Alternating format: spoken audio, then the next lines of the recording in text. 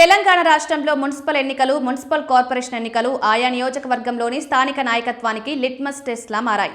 ప్రతి మున్సిపాలిటీలోనూ స్థానిక ఎమ్మెల్యే గత ఎన్నికల్లో వారిపైన పోటీ చేసి ఓటమి పాలైన ఎమ్మెల్యేల మధ్య హోరాహోరీగా పోరు సాగింది.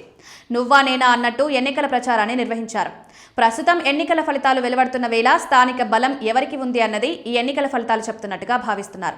గత అసెంబ్లీ ఎన్నికల్లో పాలకుర్తి నియోజకవర్గం చాలా కీలకంగా అందరి దృష్టిని ఆకర్షించింది.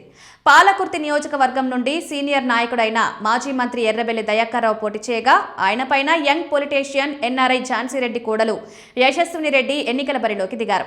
పాలకుర్తి నియోజకవర్గంలో ఎర్రబెల్లి దయాకర్ రావును ఓడించి నియోజకవర్గ ఎమ్మెల్యేగా యశస్విని రెడ్డి సంచలనం సృష్టించారు. అప్పటి నుంచి మళ్లీ పాలకుర్తి నియోజకవర్గంలో సత్తా చాటాలని నిరీక్షిస్తున్న మాజీ మంత్రి ఎర్రబెల్లి దయాకర్ రావుకు మున్సిపల్ ఎన్నికలు అందుకు కావాల్సిన ఉత్సాహాన్ని ఇచ్చాయి. మున్సిపల్ ఎన్నికల ప్రచారాన్ని హోరెత్తించిన ఎర్రబెల్లి ఎన్నికల ప్రచారంలో భాగంగా కేటీఆర్ని కూడా పిలిపించి పెద్ద ఎత్తున ప్రచారాన్ని నిర్వహించారు. తొర్రూరు మున్సిపాలిటీలపై విజయకేతనం ఎగురవేయడం లక్ష్యంగా ఎర్రబెల్లి చేసిన ప్రయత్నం ఫలించింది. ఫలితంగా తొర్రూరు మున్సిపాలిటీలో బీఆర్ఎస్ పార్టీ స్పష్టమైన ఆధిక్యాన్ని ప్రదర్శించింది. మొత్తం 16 వార్డులకు గాను 10 వార్డులను కైవసం చేసుకుని ఘన విజయాన్ని సొంతం చేసుకుంది.